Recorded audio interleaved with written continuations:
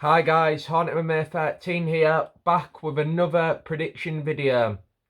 This time for UFC Fight Night, Emmett versus Murphy at the Apex. What a card. No, it's decent. Um, so I think the main event's good, but the rest of this card, apart from one of the Unk fights we'll get to later, the two Unks, having a little bit of a showdown. It's not my favourite card, I must be honest, but we'll crack on with it because we've got the pay-per-view next week.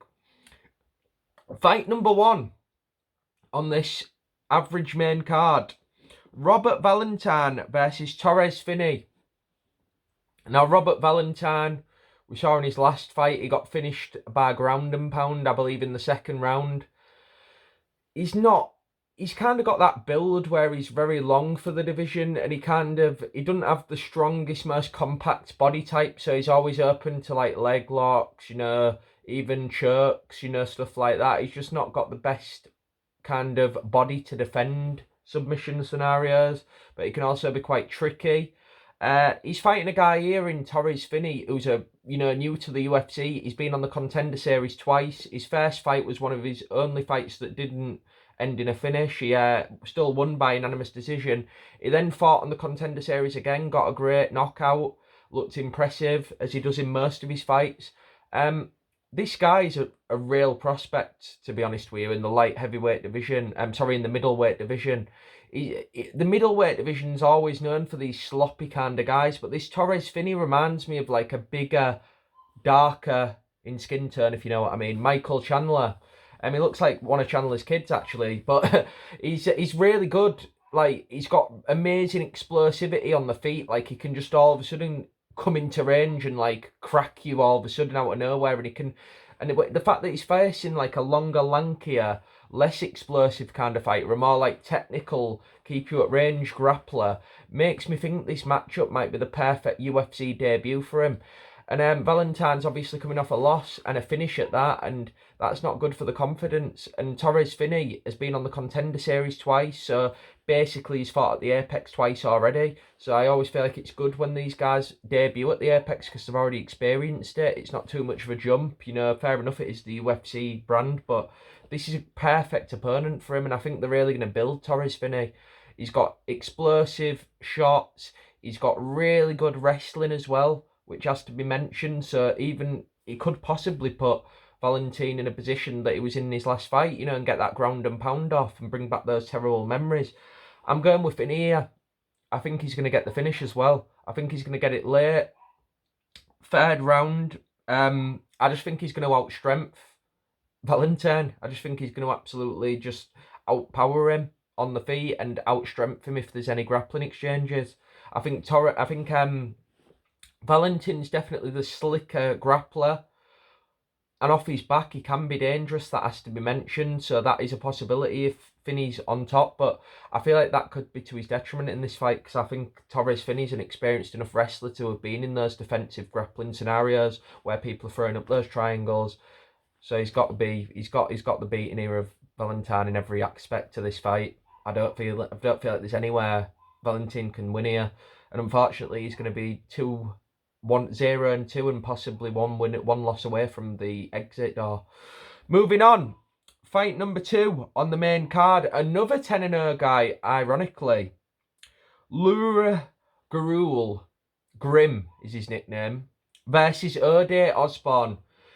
Now, I think I mentioned in last week's prediction when I was on about the Ronaldo Rodriguez fight, Ode Osborne looked really good against Ronaldo Rodriguez in that fight and nearly got the finish. He looked dangerous, man. He nearly got like a flatline knockout in that fight, which when do you ever see that at flyweight? Rarely.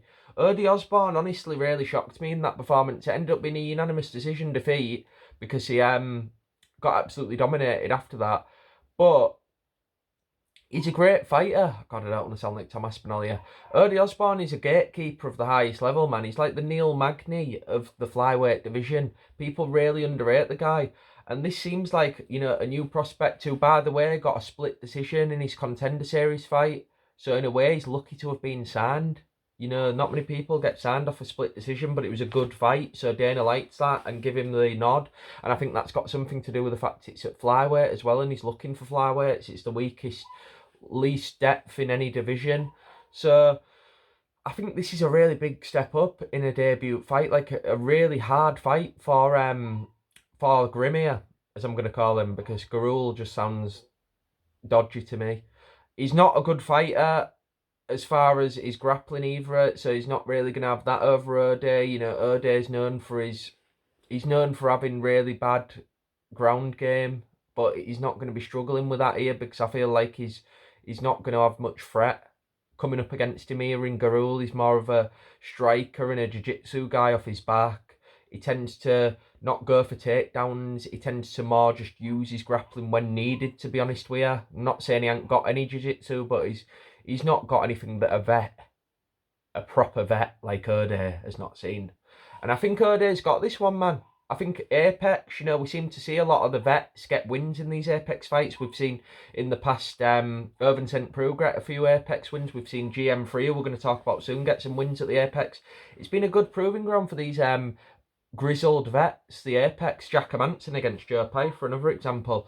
So I just think this has got an O'Day Osborne win written all over it, to be honest with you. I think it's going to be relatively boring. I don't think he's going to get the knockout because he's facing a tough young guy here.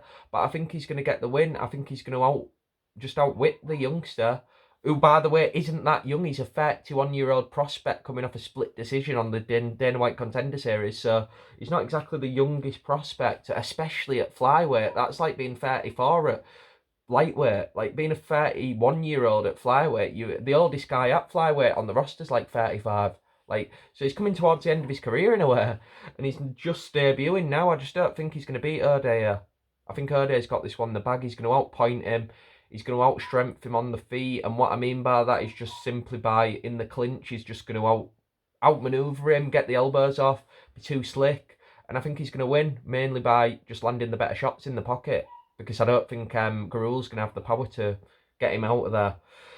So yeah, I think O'Day's going to get the decision, 29-28, but comfortably. And I think if the one round that Garul will win will probably be the first round, when he just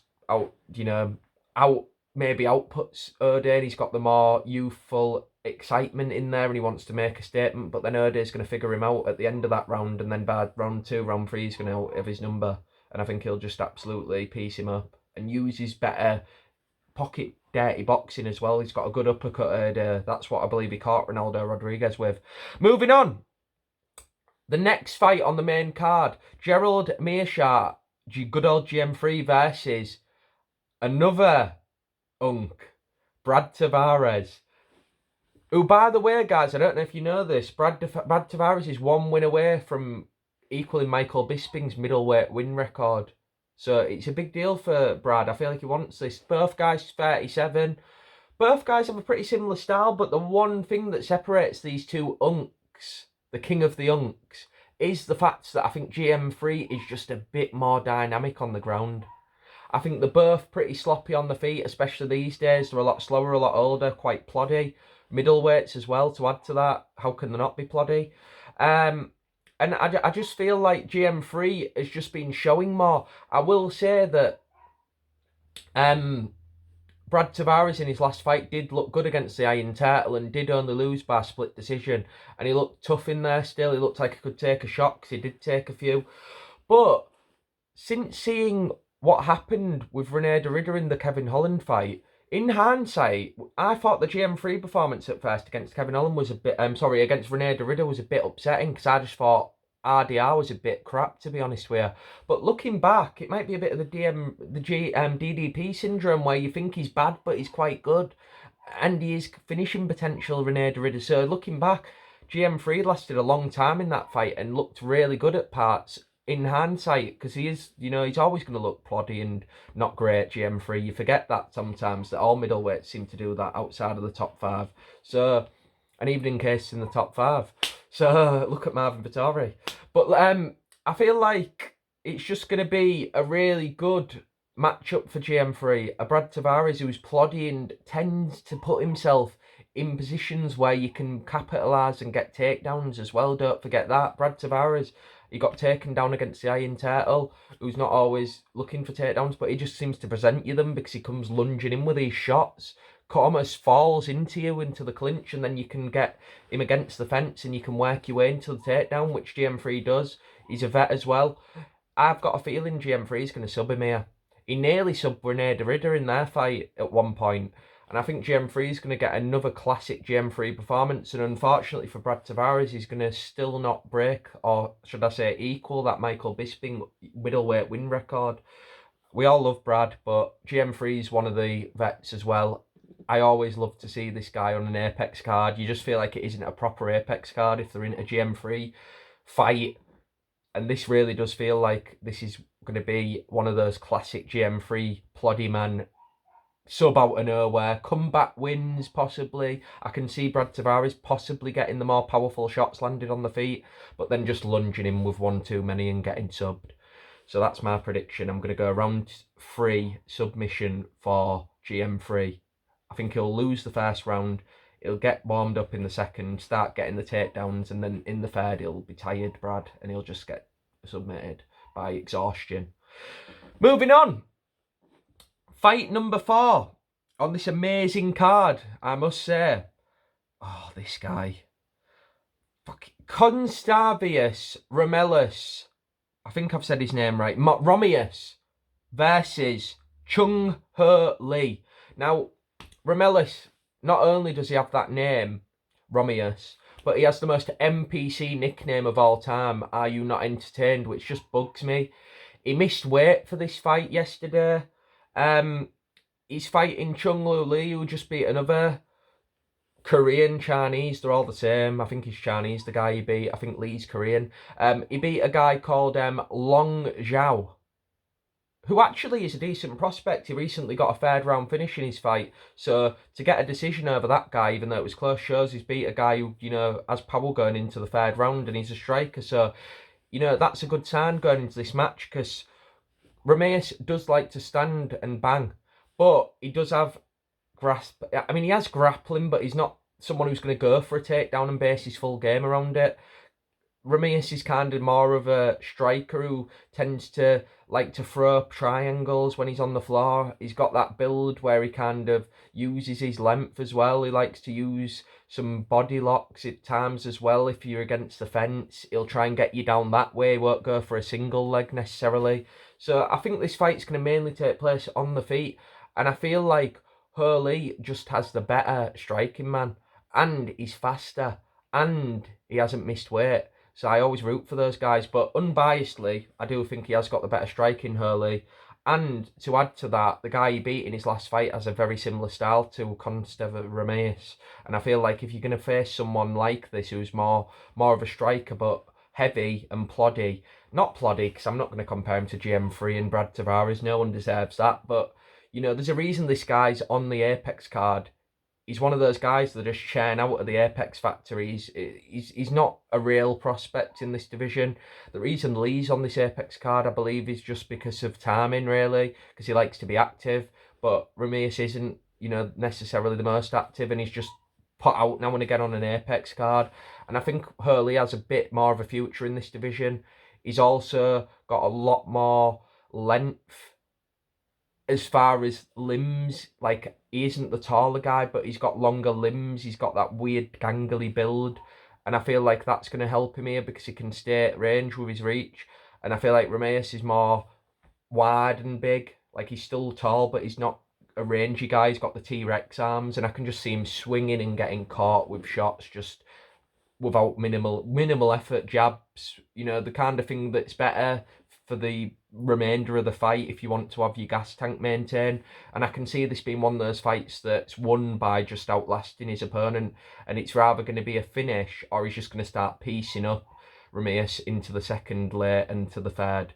So I feel like it's going to be one of those fights where it's taken over bit by bit by Lee, and he just by the end of the fight's piecing up Ramirez, and he's going to get the win. And I think if I was going to put money on it, I'd say decision's more likely, because Lee hasn't necessarily got that X-Factor power, but I do feel like the finish is possible late simply because I think he is going to tire Ramirez, and I think it's possible he can just get exhausted and get TKO'd. But I'm going to go for decision by Hurley, and I think it's going to be a very, very second half of the fight dominant division, like decisive decision. I think he could even win the first round, but that'll be more competitive. So decision, UD, Lee. Moving on to the co-main event, which is another kind of a bit of a letdown for a co-main event, to be honest with you, but let's get talking about it. Good old Joanderson Britta, who I am a fan of as a prospect. He let me down in one of his previous fights though. I thought he was going to be more dominant. And Pat Sabatini. Britta v Sabatini. This is decent, I suppose, but just isn't co-main worthy even for an Apex card for me, because Britta's not been impressing me as much recently. There was a time I thought he was going to be a real player. The Ezeki De Santos fight kind of let me down a bit. And we saw Santos didn't look as good recently as well, so I'm even more disappointed in that performance. And then Pat Sabatini, who's literally claim to fame is throwing punches like a girl, and Mackenzie Dern being a better striker than him, possibly the only male fighter who throws punches more pathetically than Mackenzie Dern. So that's what we're looking at here. Now Sabatini, he isn't the kind of guy to shoot takedowns from open, which is what Alessi Santos caused problems with against Brito. So he's more of a guy who capitalised on your mistakes. Brito is quite technical, even though he's quite a thick-built guy, muscular. He does throw punches in a very technical way, and he don't wing them all the time, so he don't gas out, as we saw. He's won decisions of rate, and he's not gassed out, which you expect with a lot of these muscular Brazilians. I don't know if he's a juice head. That could have something to do with it. But he's fighting Pat Sabatini, who's built like a girl, fights like a girl, and anytime he faces anyone with any type of power who can basically not wing punches at him and fall over to the ground and get his back taken, he gets problems. He folds. So I think Pat's not going to have the best time here in this fight. I think he's facing a guy in Brito who's got the power to put him out. I think he's got the more technical striking, goes without saying. I can't believe I said I think. Honestly, watch Pat Sabatini's previous fight against Diego Lopez. I think he threw 3 punches in that, and it was like watching Mackenzie Dern versus Angela Hill. That's how bad it was. But Sabatini has got the X factor of very high quality jiu-jitsu, and he has been spending time in grappling matches recently, which has to be said. So he's very, very, even though he's been inactive in the UFC, he's very, very, he's not rusty with the grappling, so he could catch Brito away, but I think the striking is just going to be amazingly unbelievable levels apart, and I feel like Brito's just got that explosiveness that he can take someone out with one of them. And Pat Sabatini tends to fold when people put pressure on him against the cage and cut it off to him. That's what Diego Lopez did. Cut the cage off, he folded, he got chinned.